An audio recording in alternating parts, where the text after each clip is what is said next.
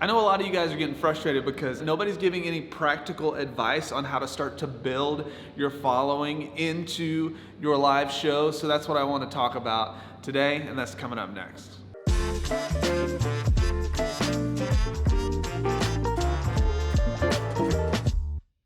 What's up guys, Lennon here with soundandpatternsmusic.com. This channel exists to give you practical music industry knowledge for the artist that wants to be heard. What this channel is for is for the artist that feels like they have to make music, like they have to get it out and they want to be heard. That's the big thing, right? As people, I think that's our biggest issue. A lot of times we just want people to hear what we have to say, and as artists, we come from this place of kind of passive nature. We're afraid to put ourselves out there, let alone figure out how to organize and put together a live show. And so I want to kind of rant about this for a second. I hear all the time guys in this space talking about music promotion and how you should be doing live shows because that's the only way to make any money. But there's no real practical advice on how to start to build your following into a substantial income. And so I want to talk about some things that I think you can do and that I actually did with the band that I was in. I spent 10 years on the road touring. We ended up touring over 13 countries, doing about 150 shows a year on some years, and really starting to develop a pretty substantial following for a mid-level indie band. Were we huge? Absolutely not. But were we making a living doing this? Yeah. The things that we always thought about were how could you sort of aim small, shoot small, that like Mel Gibson quote, right? And so what we would do is we started in our local market, and I think the biggest mistake that I see a lot of people in their local market make is that they try to play their local market every single week or multiple times in a week without actually having a plan on what the next step is going to be. Because what happens when you actually oversaturate your local market, which is exactly what can happen. We put this stigma onto local music as it is, right? When people hear a local band, they're like, oh, well, you know, I'm not going to go see them. I can go see them any night of the week. So to sort of take away that stigma, you have to start to treat yourself as somebody that's actually putting on an event, somebody that's doing something special within your space. So how do you do that practically? The first thing I would do is I would set up the smallest venue that you possibly can. So maybe it's a house, and maybe you know that you're good for getting 15 friends in the door. Those friends are good for bringing in, half of them are gonna bring in another person with them. So that's, you know, a good 23, 24 people, right? The good thing about this is now if you're at a house in a living room with 24 people and those 7 people that have never heard of you are gonna come in for the first time in this intimate environment and it feels nice and full and sort of blown out into this cool thing, you get a couple of really good songwriters in there, a couple of really good producers, really good DJs, whatever it is.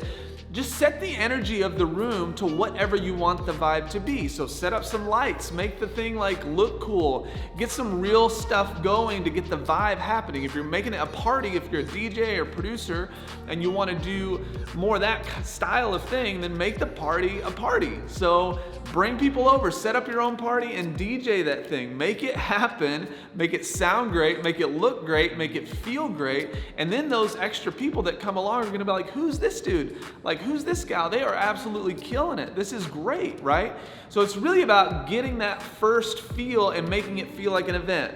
From there, I would take that information and make sure you're documenting it, just putting all that together with having somebody document it on their cell phones, you document it on your cell phones, hire a friend to come in, give them $50 and tell them, hey, would you just take your nice camera and come in and film this event for me? And you can then build a bunch of content around that.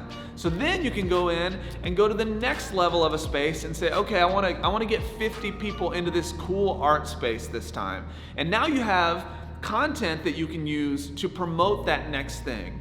And that content, if it looks good and it feels good and you show the vibe and people that are enjoying it, then you're gonna have a lot more of a likelihood to get those next set of people to come in. So this is like a good first level thing.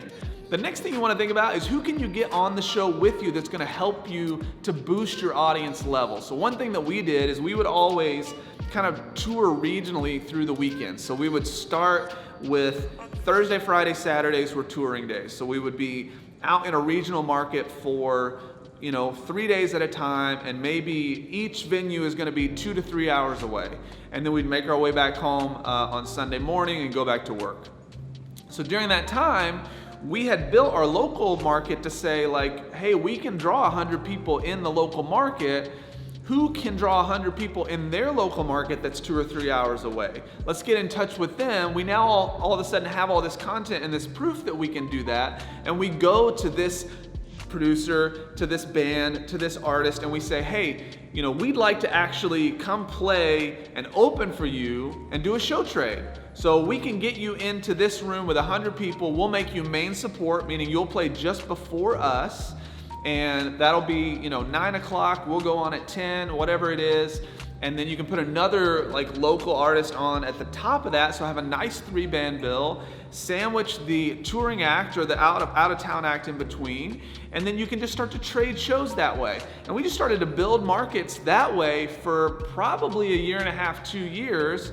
And then eventually what starts to happen is those bands or those artists that get you into those venues, you can then go to those promoters, and every night you'd say to the promoter, to the bartender, to whoever's taking care of you, go up to them and let them know, thank you for taking care of me. Because it's not just this band or this artist or whoever that got you in there that matters.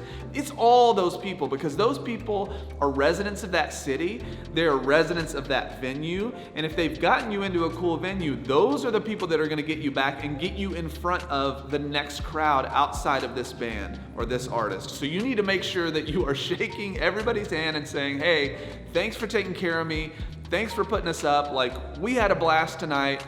Let us know if there's ever any other shows, if you dug what we did, and how we can get in here or how we can submit to you. Now all of a sudden you've bypassed the cold promoter email and you've gone straight to them by way of a band that's looking to grow their following, and you've gotten back in, right? So this is a great way to sort of get started bringing in local talent, you getting outside of your own market, building your local market to some degree, okay? And then even beyond that, it's just what are you doing to make it an event? How are you making this a real event? Are you offering some sort of free download at the door? Can you give away a free beer if it's a house show, or a free drink, or a free whatever?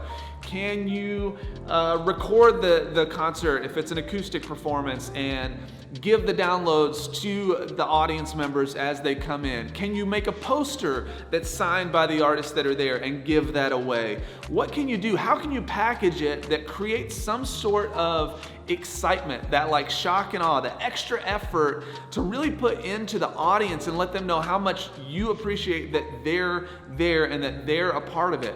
Maybe you have them post something to social media, and the only way they get the free track is if they just tag you in a hashtag and then you send them over the download. So that way you're getting the promotion out there, and at the same time they're getting what they needed. So when they come in, you say, hey, you get a free download for being here. All you have to do is take a picture of the show and use this hashtag, tag this band in it, and we're gonna send that over to you in a DM.